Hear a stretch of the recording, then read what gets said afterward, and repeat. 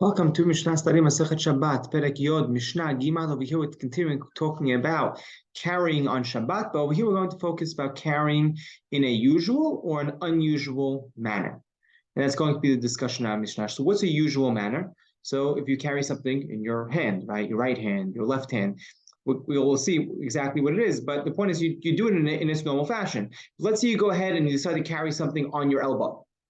Right? Are you going to be hayav for something like that on Shabbat or not? So that's going to be our Mishnah. Hamotzi, ben bimino, ben bismolo, betocheko, or al ketefo. Hayav sheken masa bene kehat. If a person carries in his right hand or in his left hand, right? Betocheko, right? In his arm, or al ketefo, or on the top of his shoulder. All of these are hayav sheken masa bene kehat, because that's the way bene kehat carried. Right? We know they carried on their shoulder, right? And it's called an avodah. It's called a work in the Mishkan. And we know we learn everything from the work in the Mishkan. That's everything that's asur, right? So how do we know carrying is asur on Shabbat? Because they carried in the Mishkan. And that's considered an avodah, right? It's considered some type of labor. It has to also be considered some type of labor to be hayav on Shabbat. So that's the pasuk in Bamidbar, right? With kehat lo natan.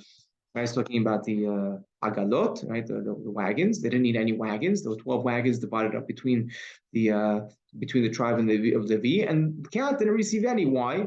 Because they were working with the vessels of the Mishkan, and they're not supposed to put them in wagons. Right? They need to carry it on their shoulders. So you see, they carried on their shoulders, and that's considered an avodah. But let's say you carried le'achar yado, right, on the back of your hand, carry on the back of your hand, or beraglo, right, on your foot, befiv, in your mouth, marpeko, in your elbow, beozno, on his ear, ubese'aro, in his hair. Right, he carried something, tied to his hair. Again, all these things are in an abnormal way. Ube'afundato, right, afundato. So most Mefarshim explain this as a belt or money pouch. Harambam explains this as an undershirt, right? If you actually look at how Rambam explains this, it's a shirt that's worn underneath the clothing, that's not worn out in the public, right? But it's worn underneath clothing to absorb sweat, right? That's how he explains afundato, and that's why you're not allowed to go into the Beit HaMikdash with it, right? Rashi, Bartuna, and most Mepharshim explain it's talking about a money pouch, right? And it's not kavod to go into the Beit HaMikdash. And Rambam says no, it's an undershirt. A person's sweating in, so they can't go into the Beit HaMikdash with that either, right? That's a separate Mishnah. So over here, the afundato, with an undershirt, you can go out upia lemata, right? Whether it's with the pia lemata, meaning it's the upside down, right? The pockets are upside down, so anything inside would fall out. So that's in its abnormal way, right? A person has an undershirt. A lot of times, a person would have a pocket on the undershirt somewhere. If it's flipped upside down, then everything will fall out. Right? Or ben afundato haluko, or in between his undershirt and his haluk and his robe, right? Or his outer garment of clothing. Hofet haluko, right?